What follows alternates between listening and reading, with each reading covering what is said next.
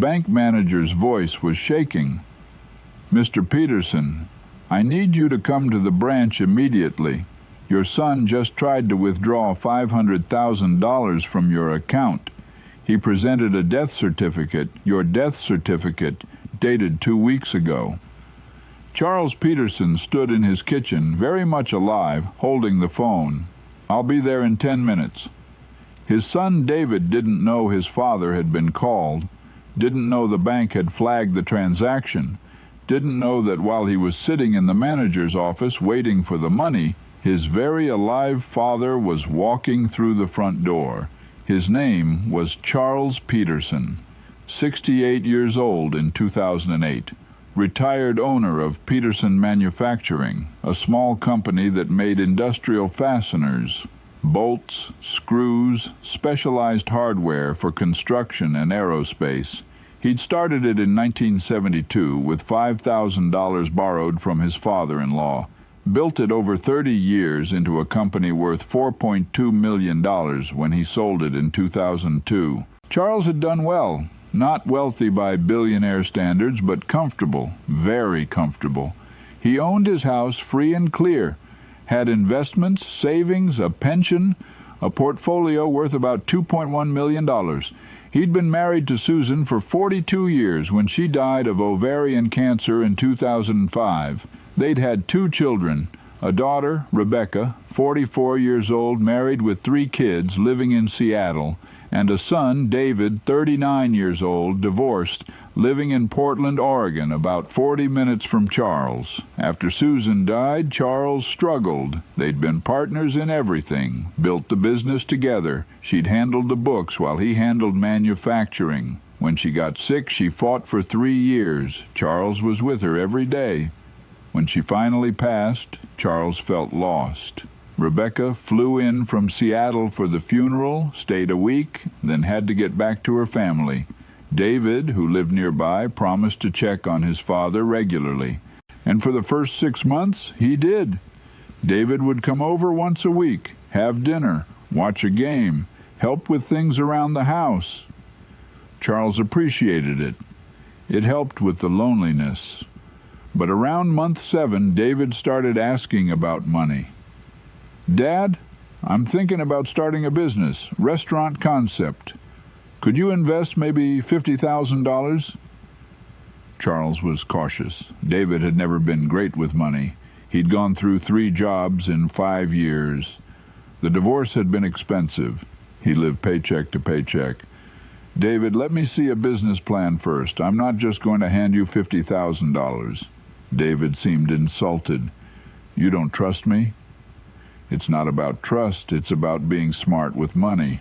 Put together a real plan, and I'll consider it." David never brought it up again, but Charles noticed the weekly visits became less frequent, every 2 weeks, then once a month, then barely at all. By 2007, Charles rarely saw David, maybe on holidays, maybe on his birthday. Phone calls were brief and awkward. Charles tried not to take it personally. David was busy with his own life. That's what he told himself. In early 2008, Charles decided to update his will. He was 68, in good health, but he'd just watched Susan die, and it reminded him that life was fragile. He wanted everything in order. He called his attorney, Walter Crane. They'd known each other for 30 years. Walter had handled all the business contracts, the sale of the company, Susan's estate. "Walter, I need to revise my will. I want to make sure Rebecca and David are taken care of, but I also want to set up some protections." "What kind of protections?" "I want the inheritance in a trust. Rebecca's responsible. She'll be fine. But David, I'm worried about David. I don't want him blowing through his inheritance in 5 years. They set up a structured trust.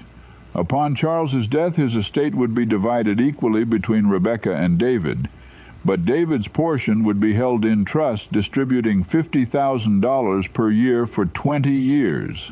If David needed more for something specific, he'd have to petition the trustee with documentation.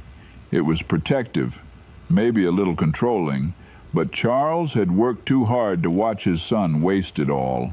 The will was finalized in March 2008. Charles signed it, filed it with his attorney, told both kids about the new arrangement. Rebecca understood. "Dad, that makes sense. You're being smart." David was furious. "You're treating me like a child. Rebecca gets her money outright and I have to beg for mine. Rebecca has shown she can manage money responsibly. You haven't." "This is bullshit, Dad. You're punishing me for the divorce. I'm protecting you from yourself." David hung up on him, didn't call back for 2 months. In May 2008, David finally reached out, left a voicemail. "Dad, I'm sorry I overreacted. Can we have dinner? I want to fix this." Charles was relieved, called him back. They met at a steakhouse on a Tuesday night. David was apologetic, said he'd been under stress, financial problems, work problems. The divorce settlement was draining him. "I shouldn't have taken it out on you. You're just trying to help." They talked for 2 hours. It felt like old times. David asked about Charles's health, his life, his plans. Seemed genuinely interested. At the end of dinner, David said, "Dad, I know I haven't been around much. I want to change that. Can I start coming by weekly again like we used to?" Charles was touched. "I'd like that, son." For the next month, David did exactly that. Came by every Tuesday evening. They'd have dinner, watch TV, talk. Charles started to believe they'd turned a corner. Then, on June 24th, David didn't show up for their usual Tuesday dinner.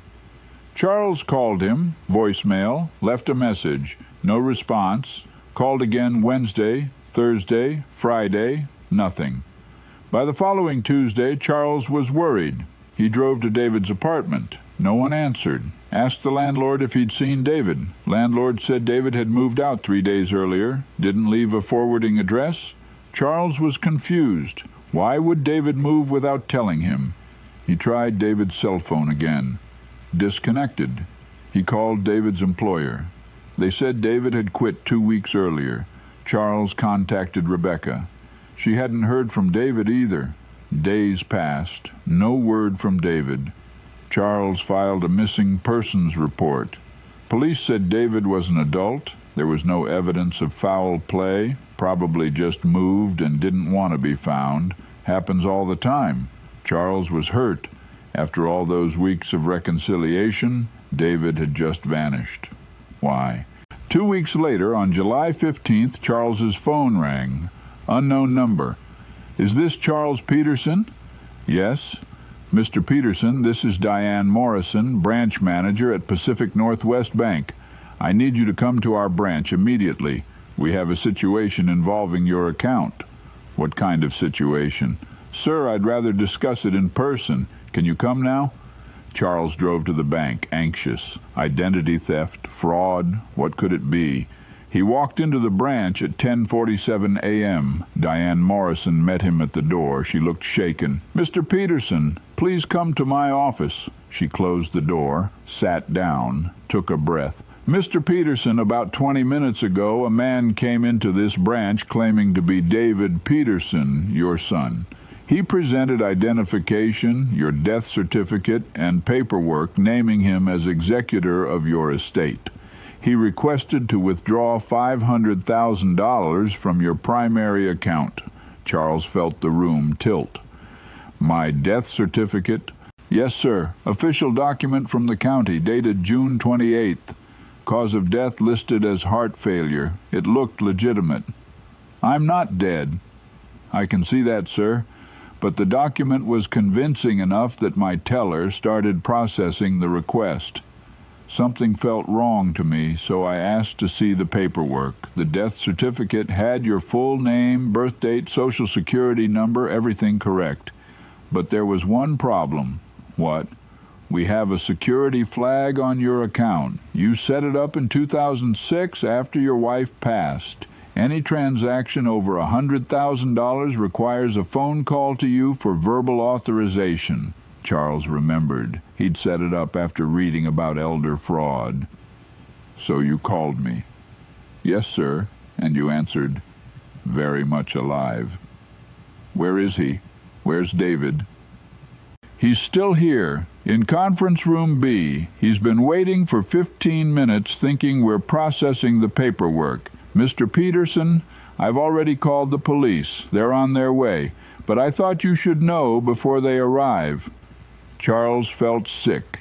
His own son tried to fake his death, steal $500,000. "Can I see him?"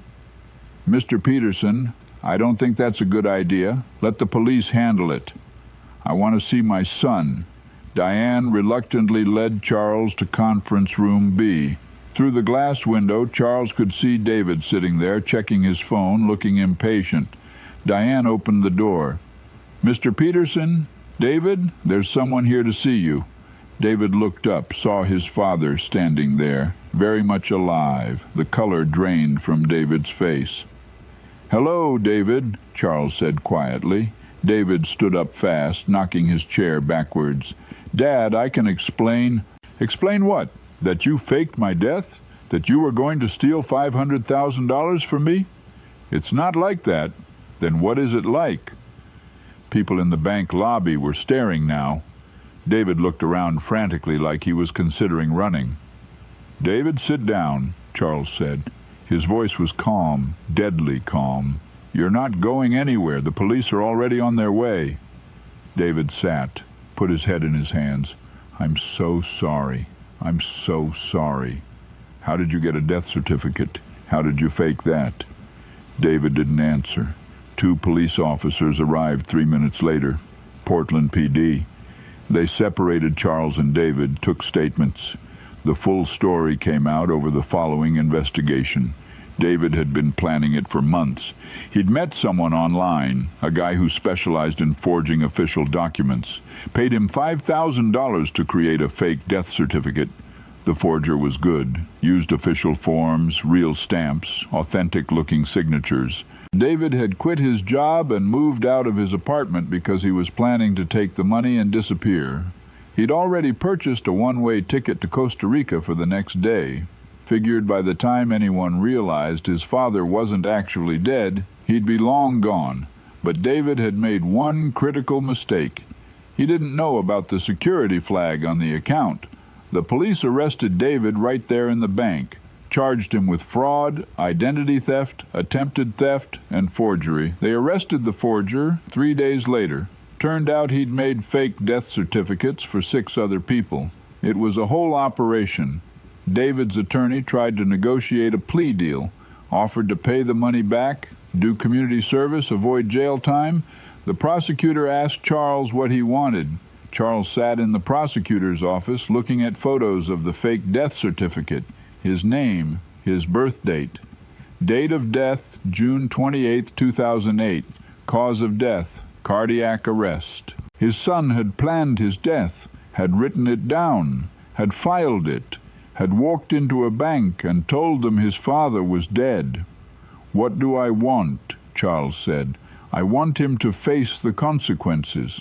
I want him to understand that actions have consequences, that you can't fake your father's death and steal from him and walk away." David pleaded guilty to avoid trial, sentenced to 4 years in federal prison, served 3 with good behavior. The forger got 8 years. Charles changed his will. David was removed entirely. Everything went to Rebecca and her children. Charles also added a clause. If anyone contested the will or challenged the trust, they'd be automatically disinherited. David was released from prison in 2011. He tried to contact Charles, sent letters. Charles returned them unopened. David tried to visit. Charles called the police, had a restraining order filed. In 2013, David sent one final letter. Charles's attorney received it. The attorney called Charles. "Charles, David sent a letter to my office. It's an apology. He's asking for forgiveness. He says he's changed. He's working an honest job, going to therapy, wants to make amends." What do you think I should do, Walter? That's not for me to say, but I will tell you this. He's your son. Whatever he did, he's still your son. You have to decide if forgiveness is possible. Charles thought about it for a long time, weeks. Finally, he wrote back, 1 paragraph. David, what you did can't be undone. You didn't just try to steal money. You faked my death. You were willing to let me believe you were gone. Let your sister believe it. Let everyone who knew me believe it. You were willing to let me die in everyone's mind so you could take what I'd worked my whole life to build. That's not something I can forgive. I hope you've changed. I hope you've learned. But I can't have you in my life. Please don't contact me again. He never heard from David again. Charles lived until 2019, died peacefully at age 79, stroke in his sleep. Rebecca was with him in his final days. At the funeral, Rebecca wondered if David would show up. He didn't.